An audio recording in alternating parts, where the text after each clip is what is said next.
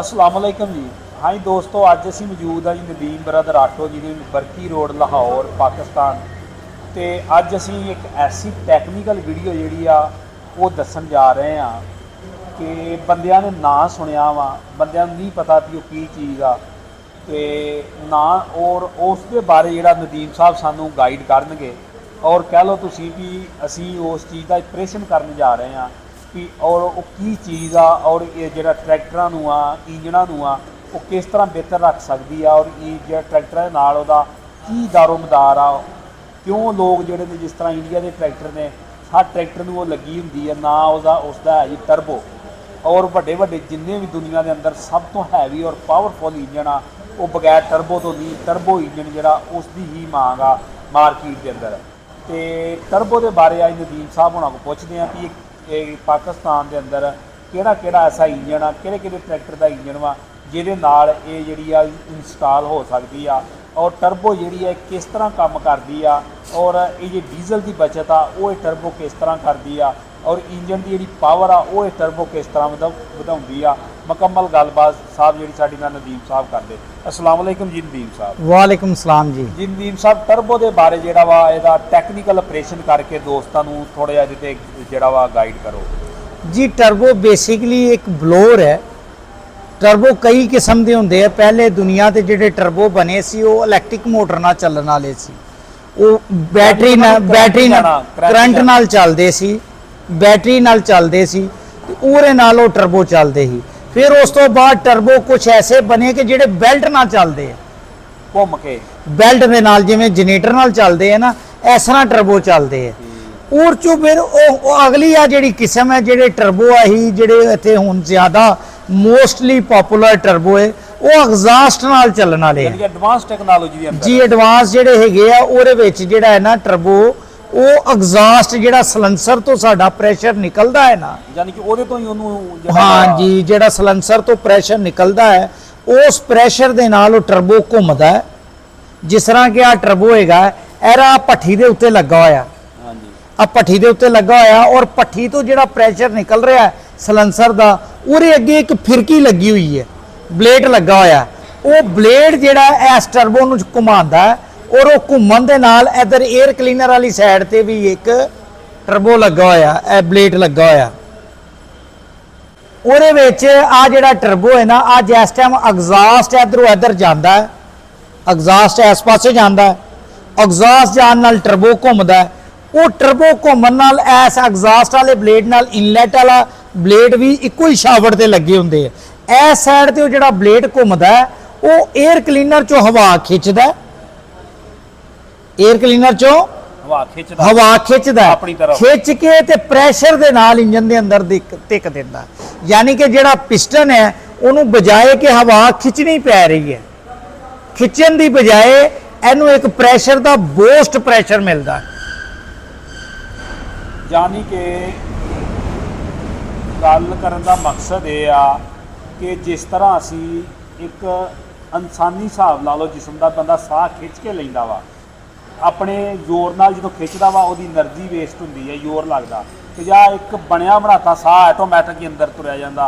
बिल्कुल इसी तरह ही है जी, बिल्कुल ऐसे तरह ही है कि जिस तरह एक कोई भी आदमी नॉर्मल ब्रीथ करता है, नॉर्मल ब्रीथ करता है, एक बंदे नूं ऑक्सीजन लगी हुंदी है, ਉਹਦਾ ਸਾਹ सौखा हो जाता है, ਉਹਦੇ ਵਿੱਚ ਉਹਨੂੰ ਸਾਹ ਲੈਣਾ सौखा हो जाता है। इसे तरह इंजन नूं जिस टाइम टर्बो लगदी है ना, टर्बो लगदी है तो ਉਹਦੇ ਨਾਲ इंजन की ऑक्सीजन ਉਹਨੂੰ खिंचना जिहड़ा है ना वो आसान हो जाता है। यानी कि ਉਹਨੂੰ ਤਿਆਰ ਮਿਲ ਜਾਂਦਾ ਸੌਦਾ, ਤਿਆਰ ਉਹਨੂੰ हवा का एक प्रेशर मिल जाता है। वो प्रेशर मिलन नाल की हुंदा है, उस प्रेशर मिलन नाल इंजन का जिहड़ा अंदर आने वाला जिहड़ा फ्यूल है वो प्रॉपर तौर पर सड़दा है। यानी कि कच्चा नहीं रहिंदा। वो देखो ना जिस टाइम हुंदे साडे इंजन जिहड़े है वो सलेंसर च धुआं सड़दे है, वो धुआं क्यों सड़दे है? कच्चा हुंदा ਉਹਦੇ ਵਿੱਚ ਤੁਸੀਂ ਇੱਕ ਮੈਂ ਛੋਟੀ ਜੀ ਮਿਸਾਲ ਦੇ ਦੇਣਾ।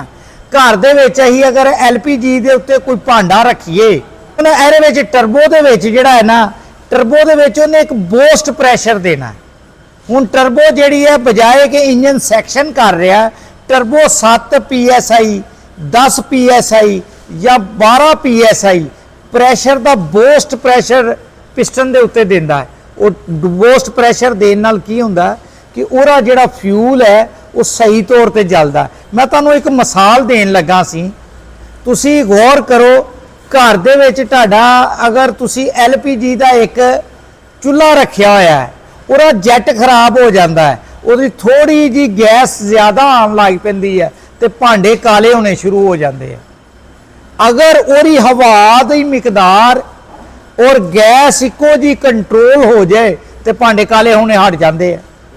ਇਸੇ ਤਰ੍ਹਾਂ ਇੰਜਨ ਦੇ ਵਿੱਚ ਅਗਰ ਆਕਸੀਜਨ ਦੀ ਮਿਕਦਾਰ ਔਰ ਫਿਊਲ ਦੀ ਮਿਕਦਾਰ ਕੰਟਰੋਲ ਹੋਏ, ਉਹਦੀ ਰੇਸ਼ੋ ਸਹੀ ਹੋਏ ਤੇ ਗੱਡੀ ਸਲੈਂਸਰ ਚ ਧੂੰ ਨਹੀਂ ਮਾਰਦੀ। ਤੇ ਹੁਣ ਕੀ ਹੈ, ਫਿਊਲ ਜਿਹੜਾ ਉਹ ਤੇ ਦੇਣਾ ਡੀਜ਼ਲ ਪੰਪ ਨੇ, ਨੋਜ਼ਲ ਨੇ, ਆਕਸੀਜਨ ਕਿਨੇ ਪੂਰੀ ਕਰਨੀ ਹੈ।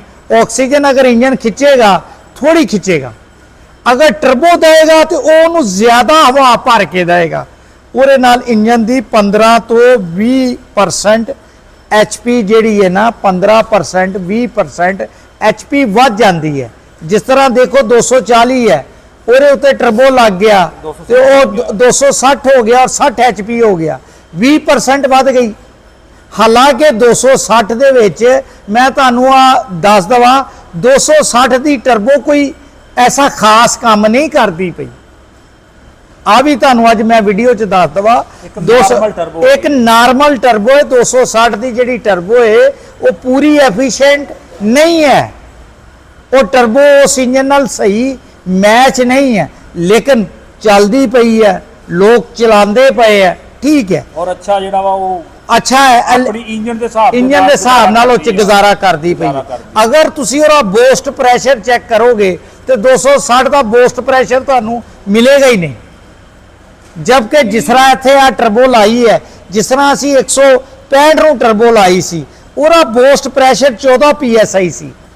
ਇਸ ਟਰਬੋ ਦਾ ਬੂਸਟ ਪ੍ਰੈਸ਼ਰ ਜਿਹੜਾ 7 ਤੋਂ 8 PSI ਹੈ, ਲੇਕਿਨ ਆ ਫੇਰ ਵੀ ਧੂਆਂ ਨਹੀਂ ਦਿੰਦੀ ਗੱਡੀ। ਜਿਹੜੀ ਉਹੋ ਹੀ 85 ਜਿਹੜਾ ਧੂਆਂ ਦੇ ਰਹੀ ਹੁੰਦੀ ਹੈ, ਜਿਵੇਂ ਉਹਨੂੰ ਟਰਬੋ ਲੱਗ ਜਾਂਦੀ ਹੈ ਧੂਆਂ ਖਤਮ ਹੋ ਜਾਂਦਾ। ਡੀਜ਼ਲ ਤੇ ਹੀ ਛੇੜਿਆ ਹੀ ਨਹੀਂ। ਅਸੀਂ ਕੀ ਕੀਤਾ, ਅਸੀਂ ਉਹਦੀ ਹਵਾ ਦੀ ਮਿਕਦਾਰ ਵਧਾ ਦਿੱਤੀ, ਔਰ ਹਵਾ ਦੀ ਮਿਕਦਾਰ ਵਧਣ ਨਾਲ ਇੰਜਨ ਦੀ ਖਿਚਾਈ ਵੀ ਵੱਧ ਗਈ, ਇੰਜਨ ਦੀ ਪਾਵਰ ਵੀ ਵੱਧ ਗਈ, ਧੂਆਂ ਵੀ ਘਟ ਗਿਆ। ਡੀਜ਼ਲ ਦਾ ਖਰਚਾ ਉਨਾ ਹੀ ਰਿਹਾ, ਲੇਕਿਨ ਇੰਜਨ ਦੀ ਪਾਵਰ ਵੱਧ ਗਈ।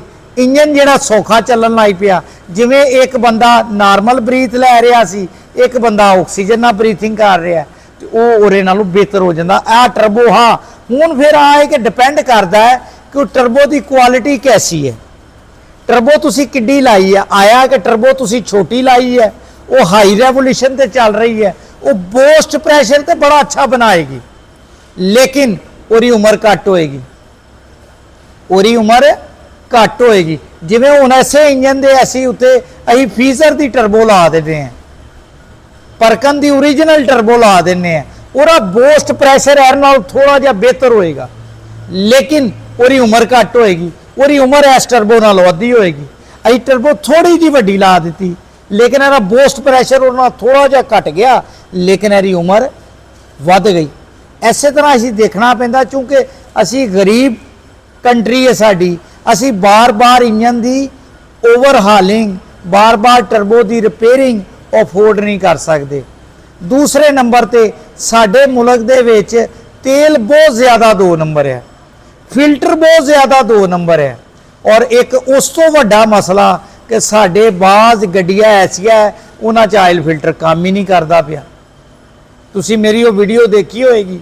ਔਰ ਅਕਸਰ ਇੰਜਨ, ਹੁਣ ਮੇਰੇ ਕੋਲ 2 ਇੰਜਨ ਮੈਂ ਕਰਤੇ, 2 ਇੰਜਨ ਸਟਾਰਟ ਕੀਤੇ, ਦੋਨਾਂ ਇੰਜਨਾਂ ਦੇ ਵਿੱਚ ਉਹ ਆਇਲ ਫਿਲਟਰ ਕੰਮ ਹੀ ਨਹੀਂ ਸੀ ਕਰਦੇ। ਹੁਣ ਮੈਨੂੰ ਅਕਸਰ ਲੋਕ ਟੈਲੀਫੋਨ ਕਰਕੇ ਦੱਸਦੇ ਆ, ਨਦੀਮ ਸਾਹਿਬ ਸਾਡੇ ਵੀ ਫਿਲਟਰ 'ਚ ਦੋਨੋਂ ਪਾਸਿਓਂ ਤੇਲ ਆ ਰਿਹਾ ਹੈ, ਕਿਆ ਉਹਦਾ ਵੀ ਫਿਲਟਰ ਕੰਮ ਨਹੀਂ ਕਰਦਾ? ਮੈਂ ਕਿਹਾ ਹਾਂਜੀ, ਦੋਨੋਂ ਪਾਸੇ ਜਿਹੜਾ ਤੇਲ ਆ ਰਿਹਾ ਔਰ ਆਇਲ ਫਿਲਟਰ ਕੰਮ ਨਹੀਂ ਕਰਦਾ। ਔਰ ਇਹ ਜਿਹੜੀ ਪਲੇਟ ਲੱਗੀ ਹੁੰਦੀ ਹੈ ਨਾ, ਇਸ ਪਲੇਟ ਦਾ ਫਾਲਟ ਹੈ, ਜਾਂ ਉਹ ਪਲੇਟ ਬੰਦ ਵਾਲੀ ਲੱਗੇ। ਇੰਗਲੈਂਡ ਵਾਲਿਆਂ ਨੇ ਜਿਹਨੂੰ ਲਾਈ ਹੈ ਉਹ ਇੱਕ ਜੈਨ ਪਾ ਕੇ ਪਲੇਟ ਬੰਦ ਲਾਈ ਹੈ, ਉਹਦੇ ਨਾਲ ਵੀ ਉਹ ਠੀਕ ਹੋ ਜਾਂਦਾ ਹੈ। ਅਗਰ ਉਹ ਅੰਦਰ ਉਹ ਪਲੱਗ ਕੱਸ ਲੈਣ ਫਿਰ ਵੀ ਠੀਕ ਹੋ ਜਾਂਦਾ ਹੈ, ਠੀਕ ਹੈ ਨਾ। ਐਸ ਨਦੀਮ ਸਾਹਿਬ, ਟਰਬੋ ਪਾਕਿਸਤਾਨ ਦੇ ਅੰਦਰ ਕਿਹੜੇ ਟਰੈਕਟਰ ਨੇ ਜਿਨ੍ਹਾਂ ਨੂੰ ਹੁਣ ਤੱਕ ਤੁਸੀਂ ਲਾਈ ਆ ਔਰ ਕਾਮਯਾਬ ਚੱਲਣ ਰਹੀ ਆ? ਔਰ ਕਿਹੜਾ ਇੰਜਨ ਐਸਾ ਵਾ ਜਿਹਨੂੰ ਟਰਬੋ ਲੱਗ ਸਕਦੀ ਆ ਪਾਕਿਸਤਾਨੀ ਇੰਜਨਾਂ ਦੇ ਵਿੱਚ? ਇਹ ਤੇ ਥੋੜੀ ਜਿਹੀ ਰੋਸ਼ਨੀ ਜਿਹੜੀ ਆ ਉਹ ਜੀ ਡਾਲ। ਪਾਕਿਸਤਾਨੀ ਇੰਜਨਾਂ ਦੇ ਵਿੱਚ ਦੇਖੋ ਹਰ ਇੰਜਨ ਨੂੰ ਟਰਬੋ ਲੱਗ ਸਕਦੀ ਹੈ, ਲੇਕਿਨ ਉਹ 'ਚ ਜ਼ਰੂਰੀ ਹੈ ਕਿ ਤੁਹਾਡੇ ਕੋਲ ਉਸ ਇੰਜਨ ਦੇ ਟਰਬੋ ਪਿਸਟਨ ਅਵੇਲੇਬਲ ਹੈਗੇ ਆ। ਅੱਛਾ ਜੀ, ਟਰਬੋ ਦੇ ਨਾਲ ਪਿਸਟਨ ਮੈਚ ਚਾਹੀਦੇ ਨੇ? ਉਹਦੇ ਨਾਲ ਟਰਬੋ ਦੇ ਵਾਸਤੇ ਹੁਣ ਦੇਖੋ ਨਾ ਮੈਸੀ 'ਚ ਤੁਸੀਂ ਪਾਈ ਹੈ, ਲਾਈ ਹੈ ਟਰਬੋ। ਹਾਂਜੀ। ਇਹਦੇ ਵਿੱਚ ਪਹਿਲੇ ਅਸੀਂ ਮੈਸੀ ਦੇ ਹੀ ਪਿਸਟਨਾਂ ਦੇ ਉੱਤੇ ਟਰਬੋ ਲਾਈ ਸੀ ਤੇ ਉਹਦੇ ਵਿੱਚ ਕੁਝ ਇੱਕ ਇੰਜਨ ਦੇ ਵਿੱਚ ਮਸਲਾ ਆ ਗਿਆ। ਉਹਦੇ ਵਿੱਚ ਉੱਤੋਂ ਪਿਸਟਨ ਜਿਹੜਾ ਸੀ ਨਾ ਇਸ ਜਗ੍ਹਾ ਤੋਂ ਪਿਸਟਨ ਥੋੜਾ ਜਿਹਾ ਸੀਜ਼ ਹੋ ਗਿਆ। ਪ੍ਰੈਸ਼ਰ ਨਹੀਂ? ਹਾਂ, ਹੀਟ ਵੱਧ ਗਈ ਨਾ। ਯਾਨੀ ਕਿ ਪ੍ਰੈਸ਼ਰ ਨਹੀਂ ਬਰਦਾਸ਼ਤ ਕੀਤਾ ਨਹੀਂ, ਟਰਬੋ ਦਾ? ਹੀਟ ਵੱਧ ਜਾਂਦੀ ਹੈ ਨਾ, ਜਿਸ ਟਾਈਮ ਟਰਬੋ ਲੱਗਦੀ ਹੈ ਹੀਟ ਵੱਧ ਜਾਂਦੀ ਹੈ ਤੇ ਫਿਰ ਇਸ ਜਗ੍ਹਾ ਤੋਂ ਉਹ ਫਿਰ ਇਸ ਵਜ੍ਹਾ ਕਰਕੇ ਅਸੀਂ ਟਰਬੋ ਦੇ ਪਿਸਟਨ ਸਪੈਸ਼ਲੀ ਡਿਜ਼ਾਈਨ ਕਰਵਾਏ ਜਿਹਦੇ ਵਿੱਚ ਆ ਟਾਪ ਰਿੰਗ ਇੱਥੋਂ ਚੁੱਕ ਕੇ ਉੱਤੇ ਆ ਗਿਆ। ਜਿਵੇਂ ਉੱਤੇ ਜਗ੍ਹਾ ਥੋੜੀ ਰਹਿ ਗਈ, ਉੱਤੇ ਜਗ੍ਹਾ ਥੋੜੀ ਰਹਿ ਗਈ ਤਾਂ ਉੱਤੋਂ ਪਿਸਟਨ ਸੀਜ਼ ਨਹੀਂ ਹੋਏਗਾ। ਔਰ ਉੱਤੇ ਜਿਹੜਾ ਥੋੜਾ ਹਿੱਸਾ ਜਿਹੜਾ ਬੜੇ ਹੀ ਟੈਕਨੀਕਲ ਦੀ ਗੱਲ ਵਾ ਔਰ ਬੜੀ ਪੁਆਇੰਟ ਆ ਦੇਖੋ ਮੇਰੇ ਕੋਲ ਹੀ ਪਿਆ ਹੋਇਆ ਪਿਸਟਨ, ਕੋਈ ਦੂਰ ਜਾਣ ਦੀ ਜ਼ਰੂਰਤ ਨਹੀਂ ਹੈ। ਆ ਦੇਖੋ ਆ ਟਰਬੋ ਦਾ ਪਿਸਟਨ ਹੈ, ਇਹਦੇ ਵਿੱਚ ਰਿੰਗ ਕਿੱਥੇ ਹੈ? ਬਿਲਕੁਲ ਕਿਨਾਰੇ ਦੇ ਉੱਤੇ ਆ। ਬਿਲਕੁਲ ਕਿਨਾਰੇ ਦੇ ਉੱਤੇ ਹੈ। ਆ ਨੌਨ ਟਰਬੋ ਦਾ ਪਿਸਟਨ ਹੈ, ਇਹਦਾ ਰਿੰਗ ਕਿੱਥੇ ਹੈ? ਇਹਦਾ ਤਕਰੀਬਨ ਕਹ ਲਓ ਤੁਸੀਂ ਪੌਣੇ ਇੰਚ ਛੱਡ ਕੇ, ਪੌਣੇ ਇੰਚ ਛੱਡ ਕੇ, ਬਲਕਿ 7 ਸੂਤਰ ਛੱਡ ਕੇ ਹੈ ਤੇ ਇਹਦੇ ਉੱਤੇ ਸਿਰਫ 2 ਸੂਤਰ ਛੱਡਿਆ ਉਹਨੇ। ਐਸੇ ਕਰਕੇ ਆ ਫਿਰ ਟਰਬੋ ਦੇ ਵਿੱਚ ਉਹ ਫਿਰ ਪਿਸਟਨ ਐਸੇ ਡਿਜ਼ਾਈਨ ਹੁੰਦੇ ਆ ਕਿ ਉਹ ਫਿਰ ਰਿੰਗ ਨੂੰ ਉੱਤੇ ਲੈ ਜਾਂਦੇ ਤਾਂ ਕਿ ਉਹ ਪਿਸਟਨ ਸੀਜ਼ ਨਾ ਹੋਏ, ਜਗ੍ਹਾ ਥੋੜੀ ਰਹਿ ਜੇ ਉੱਤੇ। ਹਾਂ, ਸੀਜ਼ ਹੁੰਦਾ, ਉਹ ਸੀਜ਼ ਹੁੰਦਾ। ਔਰ ਫਿਰ ਜੇ ਉਹ ਰਿੰਗ ਤੋਂ ਉੱਤੇ ਵਾਲਾ ਹਿੱਸਾ ਹੈ ਉਹ ਕੰਪਨੀ ਜ਼ਿਆਦਾ ਢਿੱਲਾ ਕਰ ਦਿੰਦੀ ਹੈ। ਯਾਨੀ ਕਿ ਆਮ ਪਿਸਟਨ ਹੈ, ਫਰਜ਼ੇ ਮਾਲ ਆ ਪਿਸਟਨ ਹੈ, ਆ ਪਿਸਟਨ ਇਸ ਜਗ੍ਹਾ ਤੋਂ ਇਸ ਜਗ੍ਹਾ ਤੱਕ 17,000 ਦੀ ਢਿੱਲ ਹੈ ਜਾਂ 20,000 ਦੀ ਢਿੱਲ ਹੈ। ਜਿਹੜਾ ਟਰਬੋ ਦਾ ਪਿਸਟਨ ਹੋਏਗਾ ਉਹ ਇਸ ਜਗ੍ਹਾ ਤੋਂ ਇਸ ਜਗ੍ਹਾ ਤੱਕ 1 ਮਿਲੀਮੀਟਰ 1.5 ਮਿਲੀਮੀਟਰ ਢਿੱਲਾ ਹੋਏਗਾ, ਰਿੰਗ ਦੇ ਉੱਤੇ 2 ਮਿਲੀਮੀਟਰ ਢਿੱਲਾ ਹੋਏਗਾ ਇਸ ਜਗ੍ਹਾ ਨਾਲੋਂ। ਠੀਕ। ਉਹ ਫਿਰ ਉਹ ਪਿਸਟਨ ਜਿਹੜੇ ਹੈ ਨਾ ਉਹ ਟਰਬੋ 'ਚ ਫਿਰ ਸਹੀ ਚੱਲਦੇ ਆ। ਠੀਕ। ਲਓ ਜੀ ਦੋਸਤੋ, ਇਹ ਟਰਬੋ ਸੀ ਔਰ ਟਰਬੋ ਦਾ ਜਿਹੜਾ ਵਾ ਕਹ ਲਓ ਤੁਸੀਂ ਨਦੀਮ ਸਾਹਿਬ ਨੇ ਇੱਕ ਆਪਰੇਸ਼ਨ ਕਰ ਛੱਡਿਆ ਵਾ ਔਰ ਟਰਬੋ ਦੇ ਬਾਰੇ ਦੋਸਤਾਂ ਨੂੰ ਦੱਸ ਦਿੱਤਾ ਵਾ ਵੀ ਟਰਬੋ ਕਿਹੜੇ ਇੰਜਨ ਨੂੰ ਕਾਮਯਾਬ ਆ ਔਰ ਟਰਬੋ ਇੰਜਨ ਕਰਨ ਵਾਸਤੇ ਪਿਸਟਨਾਂ ਦਾ ਟਰਬੋ ਹੋਣਾ ਲਾਜ਼ਮੀ ਆ। ਉਹਦੇ ਤੋਂ ਬਗੈਰ ਟਰਬੋ ਜਿਹੜੀ ਜਿਸ ਤਰ੍ਹਾਂ 85 ਨੂੰ ਸੀ ਸਿੱਧੀ ਟਰਬੋ ਲਾ ਦਿੱਤੀ, ਕੋਈ ਫਾਇਦਾ ਨਹੀਂ। ਇਹ ਗੱਲ ਧਿਆਨ ਨਾਲ ਸੁਣੋ। ਤੇ ਦੋਸਤੋ, ਅਗਰ ਇਨਫੋਰਮੇਸ਼ਨ ਚੰਗੀ ਲੱਗੇ, ਨਦੀਮ ਸਾਹਿਬ ਦੀ ਵੀਡੀਓ ਚੰਗੀ ਲੱਗੇ, ਵੀਡੀਓ ਨੂੰ ਲਾਈਕ ਕਰਨਾ, ਸ਼ੇਅਰ ਕਰਨਾ ਤੁਹਾਡਾ ਹੱਕ ਬਣਦਾ। ਵੀਡੀਓ ਦੇਖਣ ਦਾ ਸ਼ੁਕਰੀਆ। अस्सलाम वालेकुम।